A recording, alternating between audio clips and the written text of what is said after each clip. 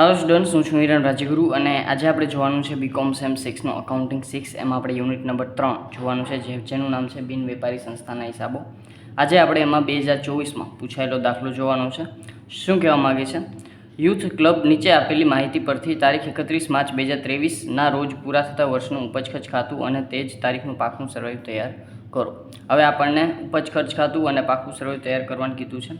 તો તારીખ 31મી માર્ચ 2022ના રોજનું પાકું સરવૈયું આપણને આપ્યું છે, એટલે કે ગયા વર્ષનું આપણને પાકું સરવૈયું આપ્યું છે.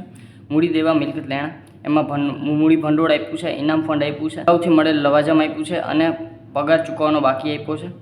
મિલકત લેણા બાજુ આપણને રમતગમતના સાધનો, 10% પ્રાઇઝ ફંડના રોકાણો. પ્રાઇઝ ફંડ એટલે કે આપણે ઇનામ વિતરણના રોકાણો જે આપણે કરતા હોય એ વસ્તુ, બરાબર છે. પછી મળવાનું બાકી લવાજમ, ફર્નિચર, અગાઉથી ચૂકવેલ ખર્ચ અને હાથ પર રોકડ. આ સિવાય તારીખ 31મી માર્ચ 2023ના રોજ પૂરા થતા વર્ષનું આવક જાવક જે છે એ ખાતું પણ આપેલું છે આપણને, અને એ છે 31મી માર્ચ 2023ના રોજનું, એટલે કે જે વર્ષનું આપણે છે એ આવક ઉપજ ખર્ચ ખાતું અને પાકું સરવૈયું બનાવવાનું છે એ જ વર્ષનું આપ્યું છે. તો એ છે એ આપણે શરૂઆતના રોકડની બાકી આપી છે, ઇનામ ફંડના રોકાણો પર વ્યાજ આપ્યું છે, લવાજમ આપ્યું છે આપણને, જૂના ફર્નિચર પર રોકાણ આપ્યું છે, એની મૂળ કિંમત હતી 1000 રૂપિયા. ટુર્નામેન્ટમાંથી આવક આપી છે, દાખલ ફી આપી છે, પગાર આપ્યો છે, રમતગમતના સાધનોની ખરીદી આપી છે, ઇનામ વિતરણ આપ્યું છે, ફર્નિચરની ખરીદી આપી છે, એમાં તારીખ આપી છે 1/1/2023, ભાડું આપ્યું છે અને પરચુરણ ખર્ચ, ટુર્નામેન્ટ ખર્ચ અને રોકડની આખરની બાકી આપેલી છે. વધારાની માહિતીમાં મળવાનું બાકી લવાજમ છે, અગાઉથી મળેલ લવાજમ છે, પગાર અગાઉથી ચૂકવેલ છે, પરચુરણ ખર્ચ ચૂકવવાનો બાકી છે, રમતગમતના સાધનોની ખરીદી છે, ફર્નિચર પર વાર્ષિક 10% લેખે ઘસારો કાપો, દાખલ ફીની અડધી રકમ મૂડીકૃત ગણો. દાખલો સ્ટાર્ટ કરીએ. સૌ પ્રથમ આટલી જ વસ્તુ આપણને આપેલી છે. હવે સૌ પ્રથમ આપણે છે એ બે વસ્તુ તૈયાર કરવાની છે. એક છે એ 2023નું ઉપજ ખર્ચ ખાતું, બરાબર, ખર્ચ અને ઉપજ, અને એક છે એ પાકું સરવૈયું 2023નું, બરાબર છે. તો દાખલો સૌ પ્રથમ સ્ટાર્ટ કરીએ. આપણે છે એ ઘણી બધી વસ્તુ આપેલી છે. એક તો છે એ પાછળનું એટલે કે ગયા વર્ષનું પાકું સરવૈયું આપેલું છે, બરાબર છે, અને ચાલુ વર્ષનું એટલે કે જે વર્ષનું આપણે ઉપજ ખર્ચ ખાતું અને પાકું સરવૈયું બનાવવાનું છે એનું આવક જાવક ખાતું આપેલું છે. એટલે કે એન્ટ્રી કરવામાં થોડી ઘણી બધી જે છે એ આપણે ધ્યાનમાં રાખવાની છે બાબતો, બરાબર છે. તો આપણે સૌપ્રથમ છે એ પાકા સરવૈયાથી દાખલાની શરૂઆત કરી દઈએ, બરાબર છે. એમાં જે વસ્તુ આપી છે એમાં આપણે ધીમે ધીમે આગળ વધીએ, બરાબર. તો સૌપ્રથમ એમાં આપ્યું છે મૂડી ભંડોળ. મૂડી દેવામાં આપણે મૂડી ભંડોળ, અને એ આપણે છે 34,034,000, હું ઇનર કોલમમાં લખું છું. પછી છે ઇનામ ફંડ. ચાલો, તો ઇનામ ફંડ એ આપણે ક્યાં આવશે? તો કે એ પણ આપણા મૂડી દેવામાં આવશે. 2-3 લીટી મૂકીને હું લખું છું ઇનામ ફંડ, અને એ આવશે 10,000. ચાલો, પછી છે અગાઉથી મળેલ લવાજમ. ચાલો, અગાઉથી મળેલ લવાજમ. હવે લવાજમ આપણને આખા દાખલામાં ઘણી બધી જગ્યાએ આપ્યું છે, બરાબર છે. તો હું જરા ક્યાં ક્યાં આપ્યું છે એ જોઈ લઉં. તો એક તો અહીંયા અગાઉથી મળેલ લવાજમ આપ્યું છે. પછી આ બાજુ આપણને છે મળવા બાકી લવાજમ આપ્યું છે. પછી આપણને આવક બાજુ લવાજમ અહીંયા આપ્યું છે. પછી આપણને જાવક બાજુ લવાજમ આપ્યું છે. તો કે ના, જાવક બાજુ ક્યાંય લવાજમ આપ્યું નથી. પછી આપણને અન્ય માહિતીમાં લવાજમ આપ્યું છે, એટલે કે બે બાજુ લવાજમ આપ્યું છે. ચાલો, તો આટલા લવાજમ આપ્યા છે. તો આપણે એક એક વસ્તુ જોતા જઈએ શું શું છે. લવાજમ એક તો આપણી ઉપજ છે, તો ઉપજ બાજુ આવશે, અને વર્ષ દરમિયાન કેટલું છે ઉપજ, તો એ આપણને ક્યાં આવે? તો કે આવક જાવક ખાતામાં. તો લવાજમ આપણને વર્ષ દરમિયાન છે 22,000. સૌ પ્રથમ આપણે લવાજમ જોશું 22,000, જે આપણને વર્ષ દરમિયાન આવક જાવક ખાતામાં આવક તરીકે આપ્યું છે. તો અહીંયા આપણે આવકમાં લખશું ઉપજ તરીકે લવાજમ શરૂઆતમાં, બરાબર. આપણને વર્ષ દરમિયાન કેટલું છે? 22,000નો આપણે ખર્ચો કર્યો છે. હવે એની પાછળ સૌ પ્રથમ અહીંયા અગાઉથી મળેલ લવાજમ. હવે જુઓ, 31મી માર્ચ 2022 એટલે કે ગયા વર્ષની આખરમાં અગાઉથી મળેલ લવાજમ હોય તો એ ચાલુ વર્ષ માટે એટલે કે 2023 માટે આપણે ચૂકવ્યું હોય, બરાબર છે. 22માં કોઈ એમ કે અમે અગાઉથી મળેલ છે તો એ 23 માટે હોય, તો 23 માટેનું એટલે કે આપણું ચાલુ વર્ષનું છે. તો અહીંયા આપણે એ કરશું પ્લસ, અને લખશું ગઈ સાલમાં અગાઉથી મળે.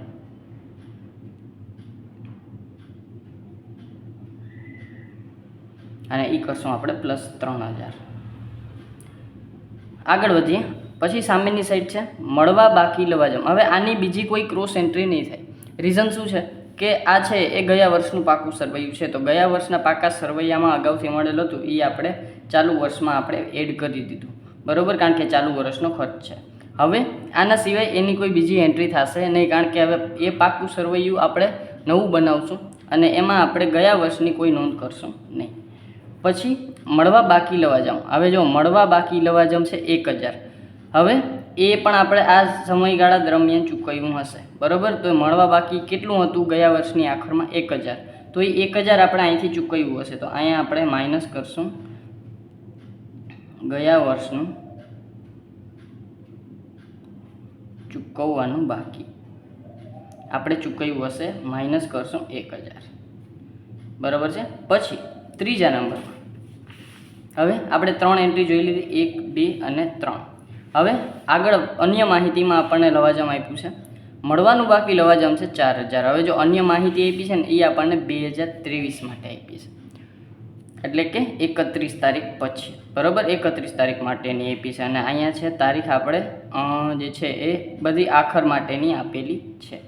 તો મળવાનું બાકી લવાજમ 4000 છે અને એ વર્ષના અંતે. તો 2023માં અહીંયા હું તમને ખાલી સમજાવવા માટે 2023માં 31/3ની, બરાબર છે, 31/3/2023માં તમને 4000નું જે છે એ મળવાનું બાકી લવાજમ છે. તો વર્ષની અંતે તમને મળવાનું બાકી છે, તો એ ચાલુ વર્ષનું મળવાનું બાકી છે, તો એ પ્લસ થશે, પ્લસ ચાલુ વર્ષનું મળવાનું બાકી, બરાબર, અને એ આવશે 4000 પ્લસ. હવે જુઓ 4000 પ્લસ આવ્યું. હવે આની ક્રોસ એન્ટ્રી થશે પાકા સરવૈયામાં. શું કામ કે એ ચાલુ વર્ષનું છે અને મળવાનું બાકી છે. મળવાનું બાકી છે મીન્સ કે એ આપણી મિલકત છે, તો અહીં લખશું આપણે મળવાનું બાકી.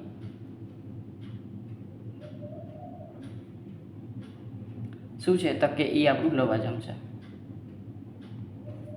4000, બરાબર. પાકા સરવૈયામાં મિલકત લેણા બાજુ 4000, મળવાનું બાકી લવાજમ, અને એ આપણે અહીંયા શું કર્યું? પ્લસ કર્યું, કારણ કે હજી આપણે મળવાનું બાકી છે. અગાઉથી મળેલ લવાજમ. હવે જો વર્ષની અંતમાં આપણને અગાઉથી મળે તો કોઈ આવતા વર્ષ માટે જ જે છે અગાઉથી મળે, તો એ આપણે ચાલુ વર્ષ માટે નથી એટલે માઇનસ કરશું. મળી ગયું છે તો આમાં આપણે જે છે ખરી આવતા વર્ષની આવક છે, તો આપણે આમાંથી માઇનસ કરશું, એટલે માઇનસ કરશું આપણે આવતા વર્ષ માટે અગાઉથી મળેલ. અને કેટલું છે તો કે 2000, તો માઇનસ કરશું આપણે 2000. ચાલો, અને આની એક ક્રોસ એન્ટ્રી, કારણ કે ચાલુ વર્ષે મળ્યું છે આપણને આવતા વર્ષ માટે, અગાઉથી મળેલ છે આપણા માટે દેવું છે, તો અહીં લખશું આપણે અગાઉથી મળેલ લવાજમ. તો લવાજમ 2000, બરાબર છે. ચાલો આગળ વધીએ. હવે બધું આપણે છે બંધ કરી દઈએ. લવાજમનું બધું જે છે એ પૂરું થઈ ગયું. આ સિવાય લવાજમ નથી આપ્યું આપણને. 3000 માઇનસ 1000 પ્લસ 4000 માઇનસ 2000, એટલે એ આવશે 26000, એટલે કે બારે આપણે પાસે લવાજમ આવશે 26000, બરાબર છે. આગળ વધીએ. પછી છે પાછું મૂડી દેવા ઉપર આપણે આવી જઈએ, બરાબર છે. પગાર ચૂકવવાનો બાકી, બરાબર છે. ચાલો, તો પહેલાં તો પગારની કેટલી એન્ટ્રી છે આપણે એ જોઈ લઈએ. તો પહેલાં તો આપણે પગાર ચૂકવવાનો બાકી એક વસ્તુ અહીંયા આપી છે, આપણે એમ એરો કરી નાખું. પછી બીજા નંબરમાં પગાર છે અહીંયા ક્યાંય આપેલું નથી. પછી પગાર અહીંયા ક્યાંય આપેલું નથી. આ બાજુ પગાર આપણને જાવકમાં આપ્યો છે, તો અહીંયા એક હું આમ એરો કરી નાખું છું. અને આ સિવાય અહીંયા પણ ક્યાંય પગાર આપ્યો નથી. અને અહીંયા મને કીધું છે કે પગાર અગાઉથી ચૂકવેલ છે, એક અહીંયા હું એરો કરી નાખું છું, બરાબર છે. ત્રણ જગ્યાએ મને પગાર આપ્યો છે. તો સૌ પ્રથમ મને પગાર ક્યાં આપ્યો છે તો કે જાવક બાજુ ચાલુ વર્ષે. તો ચાલુ વર્ષે જાવક બાજુ પગાર આપ્યો છે મને 13500નો, તો અહીં હું લખી નાખીશ પગાર 13500નો ઇનર કોલમમાં. વર્ષ દરમિયાનનો ખર્ચો છે મારો. પછી પગાર, એમાં મારી પાસે ગયા વર્ષનો ચૂકવવાનો બાકી હતો 500 રૂપિયા. તો એ મેં ચાલુ વર્ષે ચૂકવું હશે તો પહેલાં તો હું બાદ કરીશ માઇનસ ગયા વર્ષનો ચૂકવવાનો બાકી, બરાબર છે. તો એ 500 રૂપિયા હું પહેલાં શું કરીશ, માઇનસ કરીશ. પછી આગળ મને જે છે એ કીધું છે પગાર અગાઉથી ચૂકવેલો. પગાર છે એ અગાઉથી ચૂકવેલો, તો અહીંયા કેટલો છે તો કે 1000. તો 2023માં અગાઉથી ચૂકવેલો હોય તો આવતા વર્ષ માટે હોય, તો પણ એ ચાલુ વર્ષ માટે નથી. તો અહીંયા હું કરીશ માઇનસ આવતા વર્ષ માટે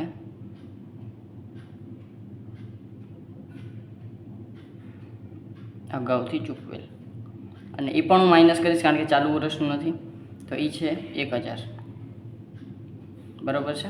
ચાલો, અને આની હું ક્રોસ એન્ટ્રી નાખી દઈશ પાકા સરવૈયામાં અગાઉથી ચૂકવેલ, બરાબર છે. કારણ કે અગાઉથી ચૂકવેલ છે તો મારી મિલકત છે, તો અહીંયા હું લખીશ અગાઉથી ચૂકવેલ પગાર 1000,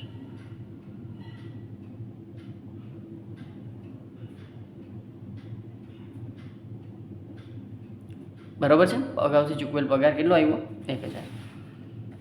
ચાલો, પછી છે હવે આને હું બંધ કરી દઉં અને બારે લખી નાખું 13, 500, 500 અને 1000 માઇનસ 500 માઇનસ 1000 એટલે 12000 બારે મારા આવી જશે, બરાબર છે.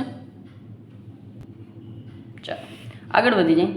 હવે આપણે ત્રીજા નંબરમાં જે છે એ પગારનું કામ થઈ ગયું. પછી છે મિલકત લેણા બાજુ રમતગમતના સાધનો. ચાલો, રમતગમતના સાધનો. તો રમતગમતના સાધનો પહેલાં તો હું અંડરલાઇન કરું, એક અહીંયા છે, બરાબર. બીજા નંબરમાં રમતગમતના સાધનો મને અહીંયા દેખાય છે, એની ખરીદી, બરાબર છે. પછી છે રમતગમતના સાધનો બીજે ક્યાંય મને દેખાય, રમતગમતના સાધનોની ખરીદી છે 31ના રોજ 21,000. ચાલો, આ સિવાય રમતગમતના સાધનો મને ક્યાંય બતાતા નથી. તો સૌપ્રથમ મને રમતગમતના સાધનો છે એ ક્યાં આવશે તો કે મિલકત લેણા બાજુ આવશે, અને ખરીદી છે 6400ની, બાકી છે 21,600ની. તો પહેલાં તો આપણે ગયા વર્ષની બાકી જે પાકા સરવૈયામાં આપી છે એ આપણે અહીં લખી નાખીએ. તો અહીં લખશું રમતગમતના સાધનો.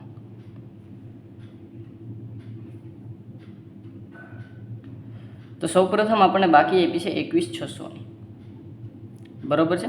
ચાલો, પછી આપણને શું કીધું છે તો કે પછી એને કીધું છે કે રમતગમતના સાધનોની ખરીદી વર્ષ દરમિયાન છે એ કેટલી થઈ છે 6400ની. તો પ્લસ આપણે કરશું ખરીદી કેટલી થઈ છે, પ્લસ 6400ની ખરીદી થઈ છે. તો એડ કરી દઈ 21,600 પ્લસ 6400 એટલે આવશે 28,000. પછી એની આખરમાં કીધું છે કે રમતગમતના સાધનોની ખરીદી 21,000. હવે જો અહીંયા ખરીદી કીધું છે, અહીંયા ખરીદી કીધું છે, તો ખરીદી ખરેખર આ છે, અને આ છે ને એ એની આખરની બાકી છે. મેં તમને કીધું એ પ્રમાણે અહીંયા તમારે એક ડેટ ધ્યાનમાં રાખવાની છે 31/3/2023, અને એ છે તમારી આખરની ખરીદી, સોરી આખરના સાધનો, બરાબર છે. એટલે આખરમાં જે છે 2023માં તમારી પાસે પાકા સરવૈયામાં કેમ અહીંયા 21,600 હતા એવી રીતે અહીંયા તમારી પાસે 21,000 હશે. મીન્સ કે અહીંયા તમારી પાસે કેટલા હશે આખરના સાધનો 21,000, બરાબર છે. તો હવે જે આ બે વચ્ચેનો ડિફરન્સ આવ્યો ને એ આવશે તમારો ઘસારો, બાદ તમારો શું આવશે ઘસારો, અને એ છે તમારો 28માંથી 21 જાય એટલે 7,000, બરાબર. 7,000 શું આવ્યું તમારી પાસે તમારો રમતગમતના સાધનોનો ઘસારો. અને એને આપણે ક્યાં લખી નાખીએ તો કે આપણે છે એ ખર્ચમાં લખી નાખીએ રમતગમતના સાધનોનો 7,000 રૂપિયા, બરાબર છે. ચાલો, રમતગમતના સાધનોનું કામ થઈ ગયું છે. પછી આગળ વધીએ 10% પ્રાઇઝ ફંડના રોકાણો. ચાલો, 10%ના પ્રાઇઝ ફંડના રોકાણો. તો રોકાણો છે આપણા, તો ક્યાં આવશે મિલકત લેણા બાજુ, તો અહીં લખી નાખશું 10%ના રોકાણો થઈ ગયું. પછી છે મળવા બાકી લવાજમ, લવાજમનું કામ થઈ ગયું છે. પછી છે ફર્નિચર. ચાલો, તો ફર્નિચર છે આપણી પાસે એક અહીંયા, બરાબર, જે આખરનું ફર્નિચર 6,000 આપણને આપેલું છે એ. પછી અહીંયા આપણને આવકમાં જે છે એ જૂના ફર્નિચરનું વેચાણ આપ્યું છે, બરાબર, અને જાવક બાજુ આપણને ફર્નિચરની ખરીદી આપી છે, અને પછી લાસ્ટમાં આપણને કીધું છે કે ફર્નિચર પર 10%નો ઘસારો એક આપવાનો છે. ચાલો, તો પહેલાં તો ફર્નિચર આપણે પાકા સરવૈયામાં લઈ લઈએ. તો ફર્નિચર છે પહેલાં તો પાકા સરવૈયામાં અહીંયા જે 22નું પાકું સરવૈયું છે ને ત્યાં ફર્નિચર એની બાકી છે પહેલાં તો 6000ની, બરાબર. તો 6000 આપણે લખી નાખ્યા. હવે એને એમ કીધું છે કે જૂના ફર્નિચરનું વેચાણ થાય છે 1000ના ફર્નિચરનું, જૂના 1000ના ફર્નિચરનું વેચાણ થાય છે. ક્યારે થાય છે ડેટ કાંઈ આપી નથી, અને 31 માર્ચ 2023ના રોજ પૂરા થતા વર્ષનું આવક જાવક ખાતું છે એમાં આપણને એમ કીધું છે કે તે દી આપણે વેચાણ કર્યું છે, બરાબર છે. એટલે કે આ બધી જ બાબતો તે દિવસની છે એવું આપણે સમજવાનું થાય. તો અહીંયા આપણે છે એ વેચાણ કરવાનું છે જૂના ફર્નિચરનું, પણ આપણે મૂળ કિંમતે અત્યારે કરશું. મૂળ કિંમતે છે 1000નું, બરાબર છે. તો બાકી કેટલી રહી આપણી પાસે? તો કે 6000માંથી 1000 આપણે માઇનસ થાય એટલે 5000. હવે મૂળ કિંમતે આપણે 1000ને મૂળ કિંમત હતી અને 650માં વેચીએ છીએ, તો આપણી પાસે ખોટ કેટલી થાય? તો કે 650 માઇનસ કરીએ તો 350 આપણને ફર્નિચર વેચાણની ખોટ થાય. તો અહીંયા આપણે લખી નાખશું ફર્નિચર વેચાણની ખોટ, બરાબર. ખર્ચમાં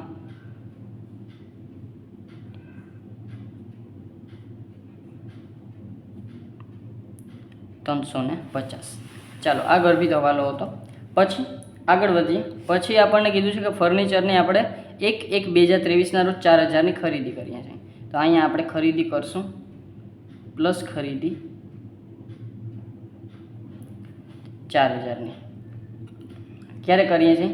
તો કે એ છે આપણે ફર્નિચરની ખરીદી કરીએ છીએ 1/1/2023ના રોજ. તો ટોટલ આપણી પાસે ફર્નિચર થઈ જશે 9000ની, બરાબર છે. પછી આપણે 9000નું ફર્નિચર થશે, પણ હવે એના ઉપર આપણે શું કરવું થશે? તો કે હવે એના ઉપર આપણે ઘસારો કાપવાનો થશે. તો ઘસારો આપણે કઈ રીતે કાપશું? એટલે કે સૌપ્રથમ આપણે 10%ના દરે ઘસારો કાપવાનો છે. તો આમાં આપણે બે રીતે આપણે ઘસારો કાપશું. એક તો આપણને પહેલાં ફર્નિચર આપ્યું હતું આ એન્ડ સુધીનું 6000, તો પહેલાં 6000 ઉપર ઘસારો,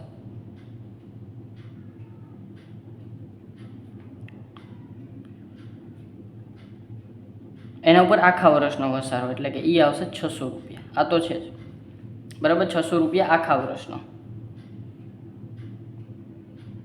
પછી આપણે વર્ષ દરમિયાન ખરીદી કરી હતી 1/1/2023ના રોજ જાન્યુઆરીના રોજ, એટલે કે 1/1/2023ના રોજ આપણે 4000નું ફર્નિચર ખરીદ્યું હતું, બરાબર. એના ઉપર 10% આપણે ઘસારો લેવાનો થાય, બરાબર છે. તો 400 પણ કેટલા માસ માટે? તો કે જાન્યુઆરી, ફેબ્રુઆરી અને માર્ચ 3 માસ માટે જ આપણે લેવાનો થાય. 3/12. તો કેટલા માસ આપણે થાય? તો કે 400 × 3/12, તો એ આવશે 100 રૂપિયા, બરાબર. તો 100 રૂપિયા આપણે આના ઉપર શું થશે? ઘસારો થશે. તો ટોટલ ઘસારો આપણો કેટલો થાય? 601 જે છે એ 700 રૂપિયા આપણો છે એ ઘસારો થાય. તો અહીં લખશું માઇનસ ઘસારો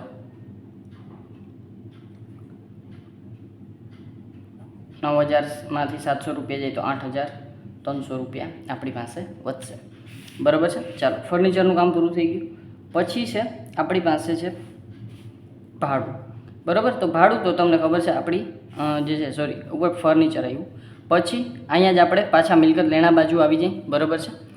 અગાઉથી ચૂકવેલ ખર્ચ. ચાલો તો અગાઉથી ચૂકવેલ ખર્ચ અને હજી ફર્નિચરની આપણે ક્રોસ એન્ટ્રી બાકી છે. અહીં લખશું ફર્નિચર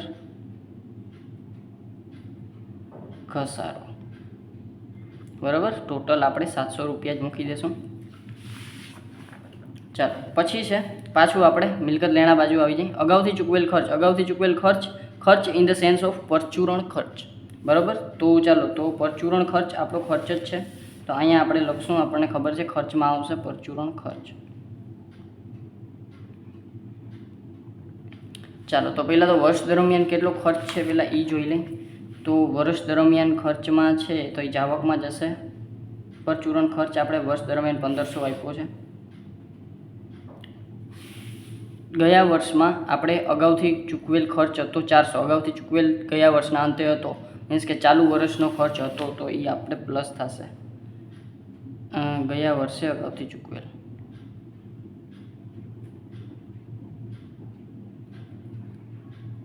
પ્લસ 400, અથવા તો તમે એમ લખી શકો કે ચાલુ વર્ષ માટે અગાઉથી ચૂકવેલ, બરાબર. તો પણ તમારું જે છે એ બરાબર સેન્ટેન્સ બેસે.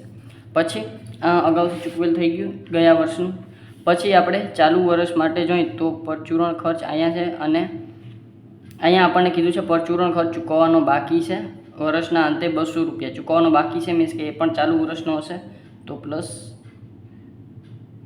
ચાલુ વર્ષ માટે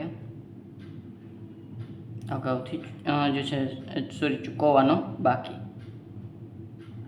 બરાબર છે, ચૂકવવાનો બાકી છે 200 રૂપિયા. તો આ 200 રૂપિયા આ થઈ ગયા. તો આ ટોટલ થશે 4 ને 2 6, 6 ને 5 11, 2100. તો અહીંયા આપણે લખી નાખશું 2100. અને આ જે ચૂકવવાનો આપણે ચાલુ વર્ષનો બાકી છે એને આપણે પાકા સરવૈયામાં આપણા દેવા તરીકે લખશું, ચૂકવવાનો બાકી પરચુરણ ખર્ચ.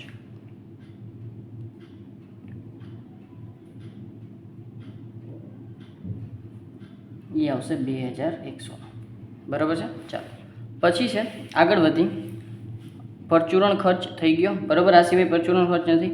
પછી હાથ પર રોકડ થઈ ગઈ, બરાબર. એ તો આપણે જે છે એ ગયા વર્ષની રોકડ છે તો એને આપણે ધ્યાનમાં દઈ શકીએ નહીં. હવે આવક જાવક ખાતામાં આવી જાય. મોટા ભાગનું આપણે જોઈ લીધું છે. શરૂઆતની રોકડ બાકી, બરાબર, એનું કંઈ કામ નથી.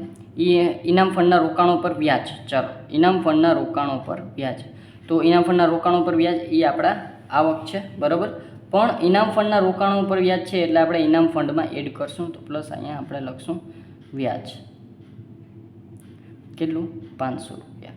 પણ એક વસ્તુ કે ઇનામ ફંડના રોકાણો છે કેટલા હતા કે અહીંયા આપણે લખેલા હતા 10%ના પ્રાઇસ ફંડના રોકાણો એટલે ઇનામ ફંડના રોકાણો, બરાબર. પણ એ 10%ના હતા. તો 10,000ના 10% કરીએ તો 1,000 થાય. અહીંયા આપણને 500 રૂપિયા છે. તો મીન્સ હજી આપણને મળવાનું બાકી વ્યાજ છે. હવે સર મળવાનું બાકી વ્યાજ અહીંયા તમે કેમ એડ કર્યું? કારણ કે ઇનામ ફંડમાં આપણને છે એ મળવાનું છે વ્યાજ, એટલે મેં એમાં એડ કરેલું છે. અને ઓલરેડી અહીંયા તો જે છે એ મળવાનું બાકી વ્યાજ તમારે મિલકત લેણા બાજુ તો લખવાનું જ છે, મળવાનું બાકી વ્યાજ ઇનામ ફંડનું, બરાબર છે. અને એ આવશે 500 રૂપિયા. ચાલો પછી આટલું વસ્તુ થઈ ગઈ. પછી છે ઇનામ ફંડના વ્યાજ પર રોકાણ. પછી લવાજમની વાત થઈ ગઈ, ફર્નિચરની વાત થઈ ગઈ. ટુર્નામેન્ટમાંથી આવક. ચાલો, ટુર્નામેન્ટમાંથી આવક છે 3,250 અને સામે જ આપણને ટુર્નામેન્ટનો ખર્ચ આપ્યો છે 1,500. ચાલો સોરી, એ તો પરચુરણ ખર્ચ છે. ટુર્નામેન્ટનો ખર્ચ છે 2,800. તો 3,250માંથી ખર્ચમાંથી આપણે આવક માઇનસ કરીએ. 3,250 આપણે જે છે એ આવક છે અને એમાંથી 2,800 આપણો ખર્ચ છે. તો 450 આપણી આવક છે. તો અહીંયા આપણે લખશું ટુર્નામેન્ટની આવક અથવા તો ટુર્નામેન્ટની ઉપજ, બરાબર. ક્યાં લખશું? તો કે પાકા સરવૈયામાં આપણા મૂડી દેવા બાજુ. તો અહીં લખશું આપણે ટુર્નામેન્ટની ઉપજ.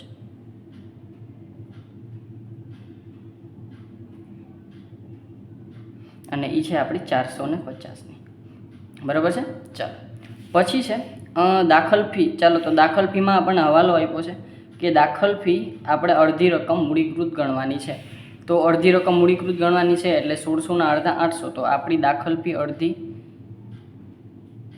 આપણે ક્યાં લખશું? તો કે આપણા ઉપજમાં, બરાબર, 800 રૂપિયા. અને અડધી આપણે દાખલ ફી ક્યાં લખશું? તો કે અડધી આપણે જે છે એ આપણા મૂડી તરીકે લખશું. તો અહીંયા આપણે મૂડીમાં એડ કરશું, આપણે પ્લસ કરશું દાખલ ફી. કેટલા થાય? 800, બરાબર છે. ચાલો પછી છે આનું કામ થઈ ગયું. જાવક બાજુ પગાર થઈ ગયો. રમતગમતના સાધનોનું કામ થઈ ગયું. ઇનામ વિતરણ. ચાલો, તો ઇનામ વિતરણ છે. તો ઇનામ વિતરણ માટે આપણે અલગથી ફંડ જમા કરીએ છીએ. તો એમાંથી જ આપણે ઇનામ વિતરણ કરશું. તો અહીંયાથી જ માઇનસ કરી દઈશું ઇનામ વિતરણ. કેટલું છે? તો કે 800 રૂપિયા, બરાબર છે. ચાલો પછી છે ફર્નિચરની ખરીદી. તો એ થઈ ગયું છે. ભાડું. તો કે એ આપણી જાવક છે. તો અહીંયા આપણે જાવક બાજુ લખી નાખશું ભાડું, બરાબર છે. તો અહીંયા આપણે લખશું ભાડું 1200. એમાં કંઈ અગાઉથી ચૂકવેલ કે અગાઉથી મળેલ કે એવું કંઈ છે નહીં, બરાબર. તો અહીંયા આપણે ખાલી માત્ર ભાડું લખી નાખશું. ભાડું છે આપણું 1200 રૂપિયા. ચાલો પછી છે પરચુરણ ખર્ચ. તો એનું કામ થઈ ગયું છે. ટુર્નામેન્ટ ખર્ચ એનું કામ થઈ ગયું છે. રોકડની આખર બાકી. ચાલો, તો રોકડની આખર બાકી તો એ ક્યાં આવશે? એ આવશે આપણી મિલકત લેણા બાજુ. અહીંયા આપણે લખશું રોકડની આખર બાકી.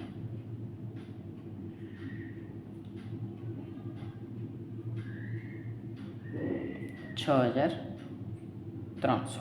ચાલો તો હવે બધી વસ્તુ થઈ ગઈ છે, રોકડની આખર બાકી અપાઈ ગઈ છે અને બાકી બધી વસ્તુ પણ જોવાઈ ગઈ છે, એ કઈ વસ્તુ બાકી રહેતી નથી. ચાલો તો હવે આપણે શું કરશું તો કે આપણા ખાતા બંધ, બરાબર, અને પાકું સરવૈયું આપણે સર્વર કરવાની ટ્રાય. ચાલો તો સૌ પ્રથમ આવક બાજુ ટોટલ કરી નાખીએ 26,000 પ્લસ 800 એટલે એ આવશે 26,800. તો અહીંયા આપણે ટોટલ મૂકી દઈશું 26,800. પછી અહીંયા આપણે 12,000 પ્લસ 7,000 પ્લસ 350 પ્લસ 700 પ્લસ 2,100 અને પ્લસ 1,200. ચાલો તો એ આવશે 23,350 અને એમાંથી આપણે માઇનસ કરશું 26,800 તો એ આવશે 3,450. તો અહીંયા આપણે લખશું 26,800 અને અહીંયા આપણે લખશું ઉપજ વધારો 3,450. હવે એ ઉપજ વધારો આપણે ક્યાં લઈ જશું તો કે આપણા મૂડી દેવામાં જે આપણે મૂડી ભંડોળ છે એમાં એડ કરશું. અહીં લખશું આપણે ઉપજ વધારો પ્લસ કેટલું છે 3,450. તો 3,450 પ્લસ 800 પ્લસ 34,000. ચાલો તો એ આવશે 38,250. અહીંયા આપણે કરી નાખીએ 10,000 પ્લસ 500 પ્લસ 500 પ્લસ માઇનસ 800 તો એ આવશે 10,200. ચાલો તો બધી જ વસ્તુ આપણે છે એ થઈ ગઈ છે. હવે આપણે માત્ર પાકું સરવૈયું બંધ કરવાનું છે. તો આગળ વધીએ. હવે આપણે 38,250 પ્લસ 10,200 પ્લસ 450 પ્લસ 2,000 પ્લસ 200 એટલે એ આવશે 51,100. તો અહીંયા આપણે લખી નાખશું 51,100. અહીંયા 21,000 plus 10,000 plus 8,300 plus 6,300 plus 4,000 plus 1,000 plus 500 એટલે એ આવશે 51,100. 51,100 અને આ થઈ ગયો આપણો પાકું સરવૈયું, બરાબર, સર ભર, બરાબર છે. અને આ હતો આપણી પાસે જે 2024માં પૂછાયેલો દાખલો હતો, બરાબર છે, પાકું સરવૈયું અને ઉપજ ખર્ચ ખાતું, બરાબર છે. જો વિડીયો ગમ્યો હોય તો લાઈક કરજો, શેર કરજો તમારા ફ્રેન્ડ્સ સાથે અને સબસ્ક્રાઈબ ચેનલને જરૂરથી કરી નાખો જેથી કરીને આવતા વિડીયોઝ તમને સરળતાથી મળી રહે. Thank you.